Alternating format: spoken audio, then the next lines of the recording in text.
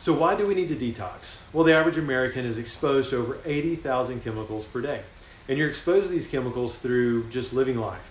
So through the food you eat, through what you wash your clothes in, what you clean your home in, plastics, cosmetics, the air we breathe, the water you drink, the list goes on the numerous ways you can be exposed. Now, being exposed to toxins and chemicals aren't just limited to adults, but also your children.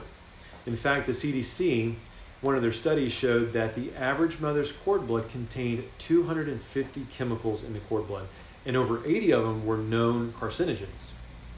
Now, normally your body's able to deal with toxins. You're designed to detoxify. So under normal circumstances, you can be exposed to chemicals and you'll clear them. The problem is in this modern world, you're overexposed.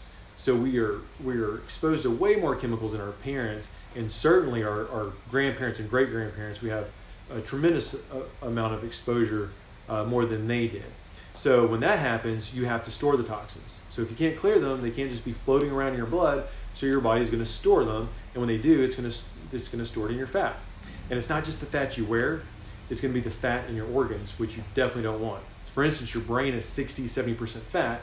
You definitely don't want to store toxins in your brain, but you do. And now some of the symptoms that you can experience when you have an overexposure to toxins is, not limited to this, but some of the most common ones are tiredness, sluggishness, a brain fog, different pains like joint pains, joint aches, and headaches. And probably the biggest one that we get the most questions about is weight loss resistance.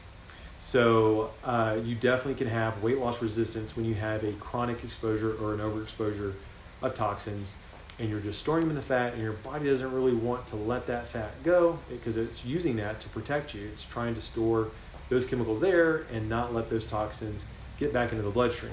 So once you start to detox, you can then start to burn that fat for fuel. And that's exactly what we're going to help you do in our 12-day detox.